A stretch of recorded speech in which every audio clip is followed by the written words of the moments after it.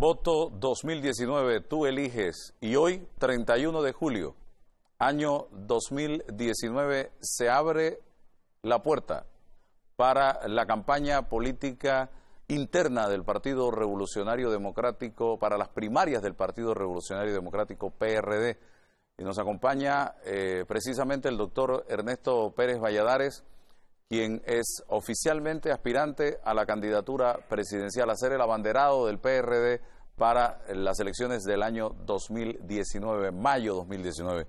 Hoy, 31 de julio, precisamente 37 años de una tragedia que acabó con la vida del fundador del Partido Revolucionario Democrático, el general Omar Torrijos Herrera, a quien usted personalmente conoció y trató durante muchos años. Doctor Pérez Valladares, buenos días. 31 de julio. Buenos días, Julio. Muchas gracias por la invitación. En efecto, 31 de julio, y para los cabulosos, mi casilla es el número 13, que dicho sea de paso es el día del cumpleaños del general Torrijos, así que como que se juntan el 31 y el 13. En efecto, así es. Yo creo que ha llegado el momento de que todos los que conocimos y admiramos la política del general Torrijos, que es uno de los fundadores realmente de la nueva nación panameña, con la nueva institucionalidad, regresemos nuestro partido a ese concepto original de servicio a favor de los más necesitados y de creando instituciones que permitan eso, que los más necesitados tengan acceso a mejor vida. Yo hice un ejercicio el fin de semana y hablaba con mis hijos de 20 y de 18. ¿Qué significa Omar Torrijos para ustedes? ¿Qué significa Arnulfo Arias para ustedes? No significa nada. Absolutamente nada. Nada. Y esa es la gente. Ellos dos van a votar por primera vez en estas elecciones, si es que van a votar. Eso lo decidirán ellos. Y como esos dos, hay un gran número de jóvenes que van a ir por primera vez a las urnas o por segunda vez a las urnas y que no tienen la más remota idea de del papel que jugó Omar Torrijos ni Arnulfo Arias en este país. ¿Cómo hacer que en tiempos modernos, en tiempos donde hablamos de tecnología, de tratados de libre comercio, de modernización, aplicar las teorías de Omar Torrijos, por ejemplo? Álvaro, yo creo que, bueno, por supuesto que hay que estudiar la historia. El que no estudia la historia, entonces no conoce a su país. Y yo creo que esa es una obligación no solamente de todo el mundo, sino más particularmente de los jóvenes. Pero déjame decirte algo, de lo que se debe hablar ahora son de las políticas públicas que van encaminadas a solucionar los problemas nacionales. Y evidentemente la propuesta nuestra, la mía, es regresar poco a poco a esa experiencia positiva de solución de problemas con Omar Torrijos, sin necesariamente hacer o pedir o exigir que la gente sepa quién fue Omar Torrijos. Lo único que hay que recordarle es que gracias a él tenemos un canal, que gracias a él tenemos una clase media, Álvaro, porque tú te acuerdas antes del 68 cómo era este país. Yo soy del 67, por lo que he leído, sí. Bueno, yo sí me acuerdo perfectamente bien. Y créemelo que el gran transformador de la sociedad panameña fueron las políticas de Omar Torrijos. ¿Cómo era el país antes? Para todos aquellos menores de 45 años o de 50 años que nos están viendo en este momento. Habían dos clases sociales. Los pudientes, muy marcadas. Sí, muy marcadas. Los pudientes, los ricos y el resto. Con el agravante de que el resto no tenía movilidad social. Es decir, no había la suficiente institucionalidad de educación, de salud preventiva, de atención a madre. Ni acceso a una universidad tenían. Ni acceso, así es. Y con la política de inversión social que se generó a partir de entonces, se fue creando lo que hoy tenemos, que es una clase media fuerte, poderosa, agresiva, trabajadora, y que además tiene un camino de ascenso económico y social. Pero Omar Torrijos llega en un momento en el que el país estaba quizás igual, o peor, o bastante parecido a lo que estamos viviendo hoy día. Con una diferencia, que en aquellos tiempos tú tenías que leer en la tarde lo que pasó en los bañados de los periódicos, o al día siguiente. Ahora es inmediato por las redes sociales, ¿no? Sí, en efecto, yo creo que se están caminando por senderos viejos que nos llevaron a problemas muy grandes. Y casualmente esa es una de nuestras propuestas, que paremos como sociedad, que hagamos una evaluación de lo que está pasando y que cambiemos las cosas que hay que cambiar para que la institucionalidad de este país empiece a funcionar. Tú no puedes seguir teniendo la institución de la Asamblea Nacional. Mire, yo no le echo la culpa de lo que sucede a ningún diputado. Se la ha hecho a la institución y la forma como se eligen los diputados. Porque si usted tiene que gastar ingentes cantidades de dinero, dicen que en la ciudad de Panamá y el área metropolitana, $500,000 para ser diputado, y luego su sueldo son $6,000 mensuales, netos, 6 por 60 son $360,000, ni siquiera recupera lo que gastó. Entonces, evidentemente, ahí hay un problema de la forma como se eligen frente a una cultura clientelar que existe. Sea el que sea el diputado, en esas circunstancias tiene el incentivo de llegar a acuerdo con quien puede llegar a acuerdo, que es el Ejecutivo, para que le resarzan de alguna forma su gasto, la forma como llegó allí. Y evidentemente entonces se dan todas estas planillas falsas, todo lo que conocemos. Pero no es el diputado, es la institución y la forma como se hace lo que produce ese resultado. Hay que cambiarlo. Nosotros tenemos que buscar un sistema mediante el cual se elijan diputados que no sean circuitales, porque el problema allí viene porque entonces el circuito exige que el diputado le arregle los problemas de la comunidad que le corresponde arreglar al representante de corregimiento. Y esa forma de elección tendría que ser para diputados o nacionales o provinciales y mediante listas internas de partido. Y regresar entonces, sí, la solución y el diálogo de los problemas de la comunidad a quien tiene la responsabilidad, que es el representante de corregimiento, que es una de las creaciones fundamentales de Torrijos y el torrijismo. Un mecanismo mediante el cual las comunidades no tienen que salir a la calle a protestar porque no hay agua, porque la escuela está dañada, porque las calles son un desastre, por la seguridad, sino que tienen un vocero que debe ser el intermediario entre esos problemas y el Ejecutivo. Y debe comprometerse en consecuencia el Ejecutivo con ese representante de cómo y cuándo se van a enfrentar los problemas de la comunidad. De esa manera, por lo menos tú estableces un diálogo y una esperanza. Mire, Álvaro, cuando la gente se tira a la calle, es porque ni siquiera hay esperanza de solución de sus problemas. No hay fecha para que le arreglen nada. Hay como una indiferencia generalizada de parte del gobierno. Y eso es función, casualmente, de que se depende del diputado, y el diputado también actúa políticamente. Es decir, si el representante de corregimiento apoya al diputado del circuito, a través de ese diputado se pueden hacer algún tipo de arreglos con el representante para solucionar los problemas. Pero si no, no. Entonces, al final del día, ¿qué sucede? Bueno, el representante de corregimiento se ha convertido en parte del aparato político del diputado. Y muchos funcionarios que están en instituciones nombrados que creen que fueron nombrados para tener 5 años de vacaciones. Sí, hay mucha incapacidad, particularmente en este gobierno. Este no es un tema de gobiernos anteriores, yo creo que este es un tema de este gobierno en particular. El país, ¿qué se ha resuelto en estos 4 años y 1 mes? Verdaderamente, Álvaro, yo creo que al contrario, se han agravado muchas situaciones y no se ha resuelto nada. Oiga, temas que quedaron pendientes y a medio camino, como, por decirte algo, la ciudad de la salud, el centro hospitalario. ¿Todavía no lo han terminado? No, todavía está pendiente, 4 años y no sé cuántos meses después.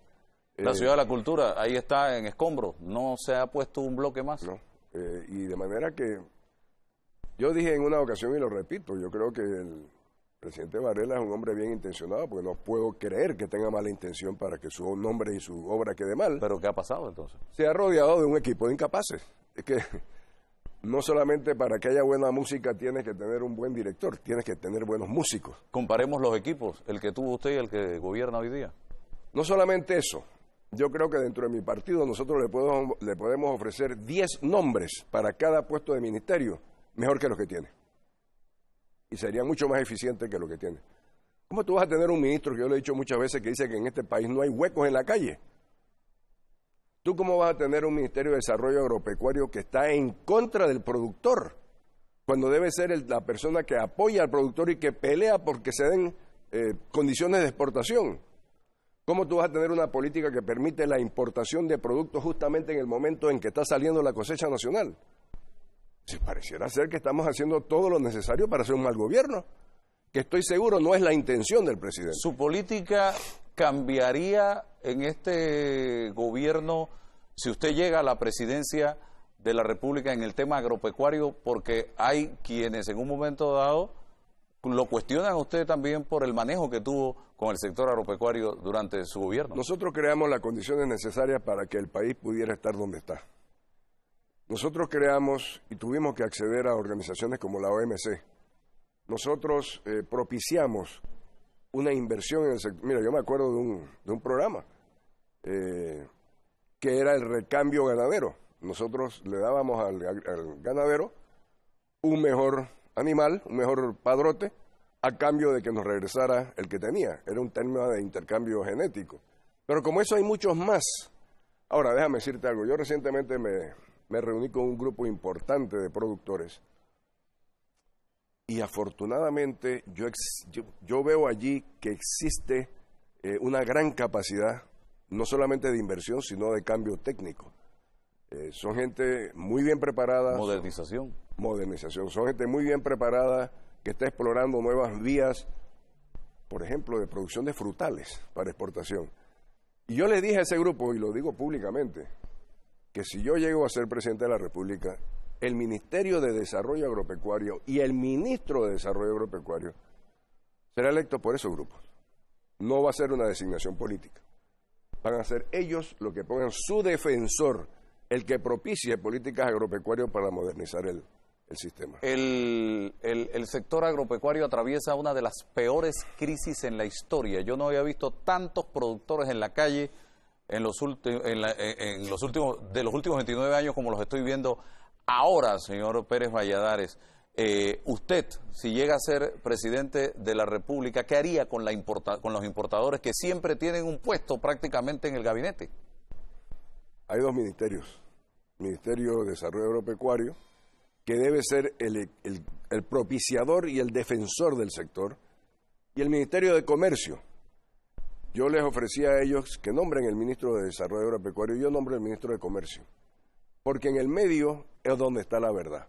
Tú no puedes ni recargar a favor de uno y mucho menos lo que ha sucedido a favor del otro, el equilibrio. Ahora mismo tenemos una política que propicia la importación. Mire, y además la importación desmedida. No solamente desmedida, Álvaro, sino de productos enfermos. ¿Cómo que nosotros tenemos trayendo una cebolla de Holanda con problemas fitosanitarios de cosas que no existen en el país? Peligroso. Muy peligroso. Y entonces tenemos una institución, una tal AUPSA, que la pelotea. Y el burocratismo que existe impide que sean decisiones rápidas. Hay que revisar eso y hay que revisar algo más. Estos tratados de libre comercio. ¿Hay que revisarlos? Por supuesto que hay que revisarlos. Porque hoy vi una noticia que vamos a negociar, pero no se negocian los tratados de libre comercio. Mira, el principal tratado de libre comercio es el tratado de los Estados Unidos, México y Canadá. ¿Y qué está sucediendo ahora? Los Estados Unidos y el presidente Trump dicen que no se sienten tranquilos porque el tratado no tiene igualdad de condiciones y van a renegociarlo. Si ese que fue el primero ejemplar es renegociable, todos son renegociables. Los tratados de libre comercio se hacen bajo la tesis de que el intercambio libre de mercancías, por eso se llama libre comercio, va a beneficiar a los consumidores y a los productores de ambas partes. Aquí ha sido una sola parte. Pero si aquí solamente se abre la importación y no se abre la exportación de bienes panameños, ¿cuál es el beneficio del TLC? Ninguno. En consecuencia, nosotros tenemos que revisar todo eso. Aquí no hay nada escrito en piedra, todo es revisable y todo se puede renegociar, o con los países o con las instituciones. Me voy al Partido Revolucionario Democrático, doctor Pérez Valladares, con la pregunta, ¿los debates deben realizarse? Porque hay corrientes a lo interno del colectivo que dicen que es imposible llevar a cabo un debate por la cantidad de aspirantes que hay. Sí, yo vi eso, me pareció verdaderamente una excusa. Yo creo que nosotros en esta coyuntura, y particularmente el PRD, tiene que propiciar que nuestra membresía conozca de verdad a sus candidatos, a sus precandidatos, que tenga la posibilidad de evaluarlos, de saber qué es lo que piensa, de saber cómo van ¿Qué es lo que proponen para arreglar los problemas nacionales? ¿Cuál va a ser el diálogo que se va a establecer con la comunidad? Y si eso no lo debatimos entre nosotros, entonces simplemente vamos a votar porque este me gusta más, porque este es más feo, porque este es bonito, porque este... Eso no es así. Este país está en una coyuntura ahora mismo donde no podemos equivocarnos. Nosotros necesitamos un paso firme, un paso con experiencia para asegurarnos que estamos creando instituciones que van a abrir el futuro de nuestros hijos y nuestros nietos. Doctor, ese debate, ¿cómo lo sugiere usted? Como se hace cualquier debate. 18 personas debatiendo. ¿Y? Si tienes el tiempo para escucharlo, se hace. Y si no, lo hacemos interno. Pero yo no veo que haya ningún problema en que tú dediques 2 o 3 horas al día a un debate y hacerlo los días que sean necesarios para oír a todo el mundo. ¿Cuántos sugiere usted? Porque hay 2 programados. ¿Cuáles son los hay programas? 2 debates que se programaron inicialmente y que fueron autorizados por el Tribunal Electoral. Sí, pero esos debates son ya para la campaña política. No son para... No, para el para la interno interna del PRD. Bueno, hay que hacerlo. Yo creo que eso hay... Bueno, 9 y 9, pues si son 2. O pedir al Tribunal Electoral que haga 3. O 4, o lo que sea necesario. ¿Quién dijo pero... miedo? ¿Usted no teme debatir con nadie? Álvaro, si tú no tienes propuestas y tú no tienes las ideas claras, no te metas en esto. O sea, la gente, no estamos, y te reitero, nosotros no estamos en una coyuntura donde yo voy a votar porque, es que me gustó cómo tiene el color de los ojos. No, señor, nosotros tenemos que tener un debate de cuál es el mecanismo más apropiado dentro de nuestros objetivos como partido para propiciar la solución de los problemas nacionales. Si nosotros no debatimos eso, entonces, ¿qué es lo que vamos a debatir? ¿Qué es lo que vamos a proponer a la sociedad? Yo creo que hay que revisar eso. ¿Esto pudiera ser beneficioso para alguien en particular? ¿El hecho de que no se generen debates? Si tú eres candidato y no te atreves a debatir, deja la candidatura. Yo no quiero pensar mal, pero dice el dicho, piensa mal y acertarás. Yo no tengo ningún problema en debatir con cualquiera de los precandidatos el tema que quieran. Además, creo que tengo la suficiente experiencia para explicar con razón las cosas que debemos hacer. Temas fundamentales en su primer año de gobierno, si llega a ser presidente de la República, ¿cuáles serían, señor Pérez Valladares? Para mí hay 2 aspectos fundamentales. La primera es la educación. El primer aspecto al cual yo le dedicaría la mayor cantidad de tiempo y recursos sería a la renovación del sistema educativo. Yo he propuesto... Aquí le entrego el Compromiso Nacional por la Educación. Magnífico, muchísimas gracias. Yo creo que nosotros no solamente tenemos que tener cantidad adecuada de educación, tenemos que tener instalaciones adecuadas de educación y, lo más importante, calidad de la educación. En el tiempo anterior, Álvaro, con el mundo que existió, tú podías cerrar las barreras de competencia y decir, mira, la educación nuestra, comparado con la de otros países, no es tan buena, pero es entre nosotros. Ya no. Ya el joven que se gradúa, la joven que se gradúa de universidades en Panamá o de escuelas técnicas en Panamá, tiene que competir con el resto del mundo, porque es una sociedad globalizada. Entonces, no hay sino que invertir grandemente y efectivamente en educación de calidad. Eso para mí sería lo primordial. Y luego lo que hemos estado señalando, yo creo que es absolutamente necesario que hagamos los cambios institucionales mediante reformas constitucionales para lograr la composición y la elección de una asamblea diferente a la que tenemos, para lograr bajarle los niveles de poder que tiene el órgano ejecutivo. ¿En qué? Se me ocurre algo que es muy significativo porque acaba de pasar. ¿Quién ha dicho que el órgano ejecutivo tiene que presentarle a la asamblea candidaturas para magistrados? ¿Por qué no aplicamos de verdad la carrera administrativa y que el que está en el órgano judicial por 20, 25 años sepa que tiene la opción, mediante exámenes, de llegar a ser magistrado de la Corte? Tú no puedes tener una buena actitud cuando una persona que tiene 20 años de estar dando el servicio público en el órgano judicial, de repente llegan y le ponen encima de magistrado a un joven o una señora que, porque es que resulta que viene de una firma importante. La actitud inmediatamente, es un golpe a tu propia autoestima. Y creo que debemos tener, además, un órgano judicial plenamente independiente, económicamente independiente. Nosotros tenemos incluso legislación existente que le asigna al órgano judicial un porcentaje del presupuesto fijo. pues nosotros tenemos que subir eso a rango constitucional también. De manera que el órgano judicial no tenga que ir todos los años al Ministerio de Economía y Finanzas a negociar. ¿Qué es lo que vas a negociar? Vas a negociar tus necesidades.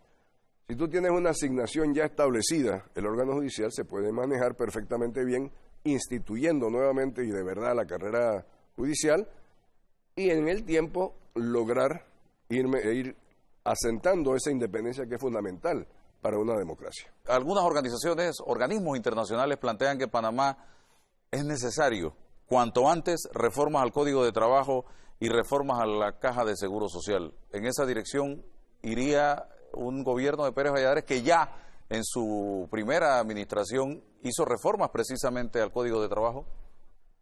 La segunda parte de tu pregunta es correcta. Yo sí estoy de acuerdo con que hay que atacar el problema de la Caja de Seguro Social y particularmente el problema del programa de invalidez, vejez y muerte. Con la primera parte de tu pregunta yo no creo. Yo no creo que son necesarias reformas al Código de Trabajo. Alguien tendría que convencerme de que son absolutamente necesarias porque yo pienso que tenemos ahora mismo un balance que ha propiciado un crecimiento económico muy satisfactorio. ¿Por qué vamos a meternos en un conflicto social de ese tipo en estos momentos? Yo creo que lo que hay que hacer, sí, en efecto, es reformularse la Caja del Seguro Social en su totalidad, las prestaciones de servicios de medicina por un lado y el tema financiero por el otro lado. Creo que son dos instituciones que están conviviendo juntas, pero que no hay ninguna razón por la cual no se puedan separar. Dedicarnos a la buena prestación de servicios de salud y ver financieramente cómo vamos a manejar el tema, cómo se maneja una compañía de seguros. De esa misma forma, tú puedes ver el tema del déficit que existe en el programa de invalidez, vejez y muerte. Hay una canción de Juan Luis Guerra que se llama La guagua va en reversa. La guagua va en reversa. Y así está la economía en este momento del país. Bueno, no hemos dejado de crecer, pero sí la guagua va en reversa. El problema es que los sectores que siguen creciendo son sectores que no generan suficiente empleo. Son sectores que no tienen impacto económico, por ejemplo. El sector turismo, que es un sector que ha generado muchísimo empleo y muchísima actividad, ha decaído mucho. El sector comercio está en el suelo, o sea, la gente se queja y los comercios tú los ves cerrando todos los días. Depresión. ¿Qué está creciendo? Los servicios como el canal, los servicios como la zona libre, que sí creció, el sector financiero, y eso te lleva a otra cosa, Álvaro. Es decir, esos sectores que están creciendo no son los generadores de mayor cantidad de empleo. En consecuencia, tú vas a tener quizás una presión de desempleo subiente, ascendente, y sobre todo desempleo de jóvenes. Tú tienes que buscar el mecanismo de inversión social que te permita redistribución de esos crecimientos y en consecuencia de esa riqueza. Nosotros tenemos que propiciar mayor inversión, por ejemplo, en el tema de turismo, mayor inversión y tecnología en el tema agropecuario. Tenemos que ver qué nos está haciendo falta para ser más competitivos en el tema comercio y buscar inversiones que propicien casualmente los sectores que más empleo dan y que más generan a la economía. ¿China le preocupa? Yo creo que China es un reto. Yo creo que China, en tanto en cuanto sepamos manejar nuestra relación, puede ser positivo, pero también puede ser muy negativo. Tú sabes que a mí me gusta mucho ir a África. Yo he visto la forma en que opera China en África y a mí me preocupa que eso se trate de trasladar a Panamá. ¿Por qué? Bueno, porque por ejemplo ellos detectan una mina de tungsteno, por decirte algo. Van al gobierno y le proponen hacer toda la infraestructura, hacer la carretera, no importa cuántos kilómetros, llevar electricidad, no sé cuántos kilómetros, beneficiando, pero a cambio la mina. Y cuando se acaba la mina, se acabó el relajo. Entonces, yo creo que nosotros tenemos que buscar mecanismos para asegurarnos que el bienestar panameño está por encima de cualquier relación con ningún país, y particularmente con China. ¿Cómo logrará el PRD salir bien librado de esta contienda? En el 2008 el PRD salió más dividido de como entró, y en el 2013 el PRD salió igual de dividido que como entró a la contienda. Y esto trajo serias consecuencias a la elección nacional, porque en ambos casos muchos miembros del partido se fueron a apoyar a candidatos de otros colectivos políticos. Sí, pero eso no solamente fue por el tema de las contiendas internas de las primarias, sino también porque no se sintieron identificados con las propuestas y con la posibilidad de ganar. Si tú no crees que vas a ganar, no empieces a caminar. Nosotros tenemos que asegurarnos de que si, por ejemplo, yo hablo por mí, yo estoy seguro que yo voy a ganar. Yo estoy seguro que si yo gano, el PRD va a estar en la presidencia. Y yo estoy seguro que ese sentimiento se lo puedo trasladar al resto de los compañeros del partido. El problema viene cuando, yo estoy con este porque es que no hay más nadie. Entonces tú no tienes ni siquiera el incentivo de trabajar y los objetivos con los cuales trabajar. Yo creo que ese es un tema de debate interno. Yo creo que en la medida en que yo pueda propiciar una unificación de objetivos, que haya menos cosas que nos dividan, más que nos unan, ese es mi objetivo, lograr ese tipo de situaciones. ¿Usted es oposición a la actual administración? ¿Hay algo que lo vincula a la actual administración? Absolutamente nada. Al contrario, yo creo que yo he sido uno de los más altos críticos de esta administración y de la anterior. No tengo ninguna relación, ni siquiera personal, ni siquiera conozco al presidente, aparte de haberlo saludado en una ocasión, en un tema del canal antes que fuera candidato. Yo no tengo ninguna relación con nadie de este gobierno y no la quiero. Yo creo que nosotros tenemos que tener respeto, sí, pero oposición y firmeza. Nosotros no podemos decir una cosa y por atrás entenderte. No, eso es casualmente lo que crea el clima de desconfianza que la ciudadanía luego dice, no, hombre, si todos son iguales. No, no somos todos iguales. Hay gente diferente, hay gente que está dispuesta a hacer un sacrificio para mejorar el país, criticando lo que tengamos que criticar, apoyándose hay alguna cosa que podamos apoyar. Pero eso es muy diferente a tener vínculos e intereses, sobre todo intereses, Álvaro. Y esos intereses en la mayoría son económicos, con ninguna administración. El 1 de julio del 2019 asumiría ese nuevo presidente de la República el poder. ¿Qué pasará si es Ernesto Pérez Valladares con casos de corrupción que se detecten hayan sido cometidos en la actual administración? Nosotros tenemos que fortalecer, como te digo, el órgano judicial, sabiendo que es un órgano independiente, no se puede estar inmiscuyéndose ni en el órgano judicial ni en el Ministerio Público, ni mucho menos creando preferencias, este sí, este no. Este porque es de la administración pasada, aunque haya cometido lo mismo el de esta administración, este no. Nosotros tenemos que ir generando con fortaleza, con mando, con voluntad política, con inteligencia sí, pero también con decisión, el que haya un castigo muy grande por la comisión de cualquier delito de corrupción. Cualquier delito, pero particularmente la corrupción. Porque la corrupción que se ha institucionalizado en este país la empezó Martinelli de arriba para abajo, desde la presidencia para abajo. Entonces usted ve que en los organismos, en los intermandos medios, en los mandos bajos, pero si arriba lo están haciendo, eso significa que también se puede abajo. Que todo el mundo lo debe hacer igual. Yo no creo que nosotros tenemos ninguna otra opción más que castigar ejemplarmente lo que está pasando. Martinelli casualmente era diputado del Parlacén. Renuncia a la diputación del Parlacén. Ahora intenta postularse para la alcaldía. No logra la postulación para la alcaldía por Cambio Democrático. Entonces se postula para diputado de la República en las primarias del partido Cambio Democrático. Explíqueme, ¿cree usted que debe correr Ricardo Martinelli a una campaña política estando detenido y con procesos pendientes? Yo no entiendo bajo qué condiciones y en cuáles circunstancias un reo puede competir en política. Un reo cualquiera. Estamos hablando de Martinelli, sí, pero ¿por qué no puede entonces uno que está detenido esperando un juicio en La Joya o en La Joyita presentarse para representante de corregimiento? Eso es una vergüenza, es un descrédito a la institucionalidad y de alguna manera, si no es ahora, en el futuro nosotros crearemos los mecanismos de ley que impidan ese tipo de actuaciones. En el caso actual, él lo que está buscando es nuevamente algún amparo del fuero electoral, que dicho sea de paso es una de las cosas que yo eliminaría. No hay ninguna necesidad para que exista ese tal fuero electoral, sobre todo de la forma como se ha abusado. Resulta ser que yo tengo un problema con la justicia, entonces yo me postulo para un puesto interno de mi partido y ya. Eso no puede ser. PRD y Cambio Democrático juntos en una alianza en el 2019, ¿cómo lo evalúa usted? Una alianza electoral tendríamos que tener una muy clara definición de los objetivos de gobierno, porque no se trata solamente de ganar, se trata de ganar para hacer algo. Y ese algo, en mi concepto, yo lo tengo muy claro, los cambios que hemos estado señalando. Yo no sé, cambio democrático, qué es lo que está pensando. Aparte de identificarse con Martinelli, que lo siguen considerando su líder, yo no entiendo cuál es entonces la propuesta de cambio verdadero de reinstitucionalización de este país. Yo tendría que verlo con mucho cuidado.